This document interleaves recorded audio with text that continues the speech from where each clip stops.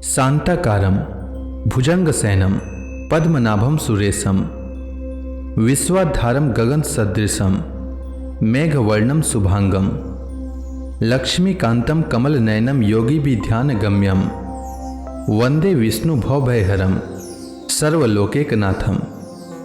मंगलम भगवान विष्णु मंगलम गरुड़ध्वज मंगलम पुंडरीकाक्ष मंगलाय तनोहरि। ओम नमो भगवते वासुदेवाय। आज का दिन आप सभी के लिए मंगलमय हो। आज मैं कार्तिक मास की कथा का 6ठा अध्याय सुनाने वाला हूँ। शास्त्रों के अनुसार कार्तिक माह में प्रतिदिन स्नान करना चाहिए और भगवान विष्णु, माता लक्ष्मी एवं तुलसी माता की पूजा करनी चाहिए। साथ ही कार्तिक मास महात्म्य की कथा का पाठ अथवा श्रवण करना चाहिए। इससे जन्म जन्मांतर के पाप कर्मों का नाश होता है और घर में सुख समृद्धि का वास होता है।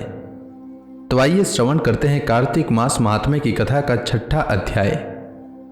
राजा पृथु नारद जी से कहते हैं, हे मुनि श्रेष्ठ नारद जी, आपने कार्तिक माह के व्रत में तुलसी की जड़ में भगवान विष्णु का निवास बताकर उस स्थान की मिट्टी की पूजा करना बतलाया है।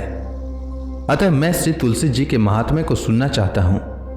तुलसी जी कहाँ और किस प्रकार उत्पन्न हुई, यह बताने की कृपा करें। नारद जी राजा पृथु से कहते हैं, राजन, अब आप तुलसी जी की महत्ता तथा उनके जन्म का प्राचीन इतिहास ध्यान पूर्वक सुनिए। एक बार देवगुरु बृहस्पति और देवराज इंद्र भगवान शंकर का दर्शन करने कैलाश पर्वत की ओर चले। तब भगवान शंकर ने अपने भक्तों की परीक्षा लेने के लिए जटाधारी दिगंबर का रूप धारण कर उन दोनों के मार्ग में अवरोध उत्पन्न किया।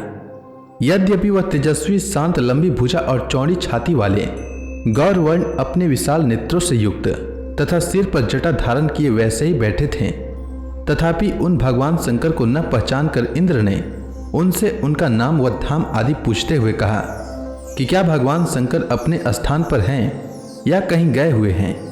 इस पर तपस्वी रूप भगवान शिव कुछ नहीं बोले। इंद्र को अपने त्रिलोकी नाथ होने का गर्व था। उसी अहंकार के प्रभाव से वह चुप किस प्रकार रह सकता था।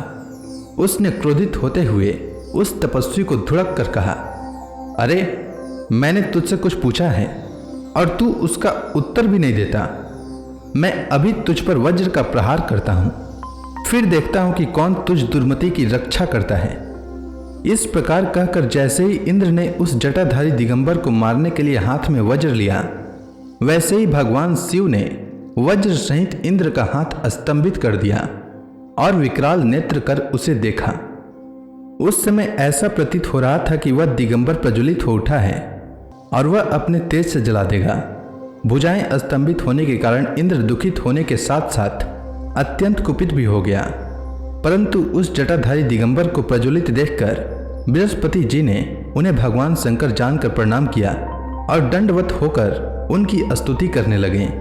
बृहस्पति भगवान शंकर से कहने लगे, हे दीनानाथ, हे महादेव, आप अपने क्रोध को शांत कर लीजिए और इंद्र के इस अपराध को क्षमा कीजिए। बृहस्पति के यह वचन सुनकर भगवान शंकर ने गंभीर वाणी में कहा, मैं अपने नेत्रों से निकाले हुए क्रोध को किस प्रकार रोकूं। तब बृहस्पति ने कहा, भगवान, आप अपना भक्त वत्सल नाम सार्थक करते हुए अपने भक्तों पर दया कीजिए। आप अपने इस तेज को अन्यत्र स्थापित कीजिए और इंद्र का उद्धार कीजिए।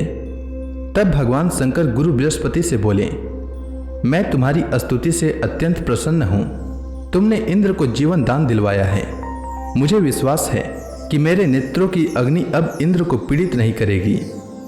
बृहस्पति से इस प्रकार कहकर भगवान शिव ने अपने मस्तक से निकाले हुए अग्नि में तेज को अपने हाथों में ले लिया और फिर उसे क्षीर सागर में डाल दिया।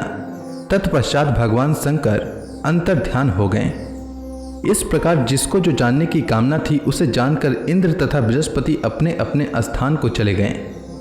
राजा पृथु नारद जी से कहते हैं, हे ऋषि श्रेष्ठ नारद जी, आपको प्रणाम है। कृपया अब यह बताने की कृपा करें कि जब भगवान शंकर ने अपने मस्तक के तेज को क्षीर सागर में डाला तो उस समय क्या हुआ।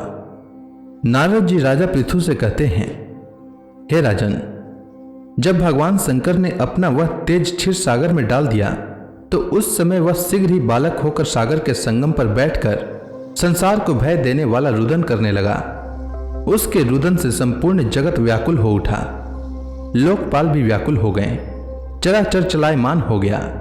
शंकर सुवन के रुदन से संपूर्ण ब्रह्मांड व्याकुल हो गया। यह देखकर सभी देवता और ऋषि मुनि व्याकुल होकर ब्रह्मा जी की शरण में गए और उन्हें प्रणाम कर उनकी स्तुति करने लगे। उन सभी ने ब्रह्मा जी से कहा, हे पितामह, यह तो बहुत ही विकट परिस्थिति उत्पन्न हो गई है। हे महायोगीन, इसको नष्ट कीजिए। देवताओं के मुख से इस प्रकार सुनकर ब्रह्मा जी सत्यलोक से उतरकर उस बालक को देखने के लिए सागर तट पर आए। सागर ने ब्रह्मा जी को आता देखकर उन्हें प्रणाम किया और बालक को उठाकर उनकी गोद में दे दिया। आश्चर्यचकित होते हुए ब्रह्मा जी ने पूछा, हे सागर, यह बालक किसका है? शीघ्रता पूर्वक कहो। सागर विनम्रता पूर्वक बोला, प्रभु, यह तो मुझे ज्ञात नहीं है, परंतु मैं इतना अवश्य जानता हूं कि यह गंगा सागर के संगम पर प्रकट हुआ है।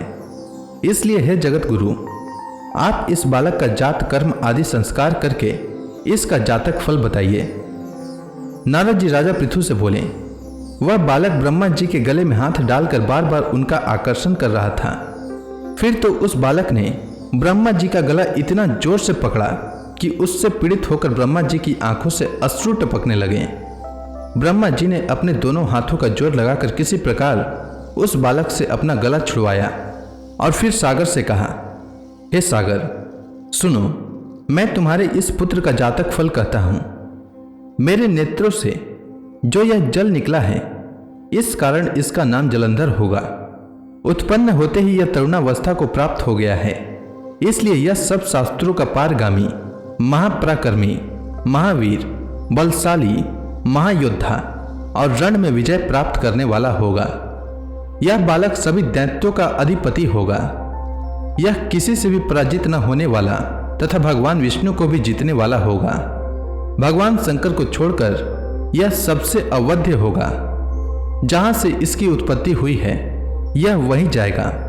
इसकी पत्नी बड़ी पतिव्रता, सौभाग्यशालिनी, सर्वांग सुंदरी, परम मनोहर, मधुर वाणी बोलने वाली तथा सिलवान होगी। सागर से इस प्रकार कहकर ब्रह्मा जी ने शुक्राचार्य को बुलाया और उनके हाथों से बालक का राज्याभिषेक कराकर स्वयं अंतर ध्यान हो गए। बालक को देखकर सागर की प्रसन्नता की सीमा न रही। वह हर्षित मन से घर आ गया। फिर सागर ने उस बालक का लालन पोषण करके उसे पुष्ट किया। फिर काल नेमी नामक असुर को बुलाकर वृंदा नामक कन्या से विधि पूर्वक उसका विवाह करा दिया। उस विवाह में बहुत बड़ा उत्सव हुआ। श्री शुक्राचार्य के प्रभाव से पत्नी सहित जालंधर दैत्यों का राजा हो गया। तो इसी के साथ कार्तिक मास महात्म्य की कथा का 6ठा अध्याय पूर्ण हुआ। अब आगे की कथा मैं कल लेकर आता हूँ। तब तक के लिए भगवान विष्णु का नाम लेते रहें। तो प्रेम से बोलिए भगवान विष्णु की जय, श्री कृष्ण भगवान की जय, लक्ष्मी माता की जय, तुलसी माता की जय, समस्त देवी देवताओं की जय।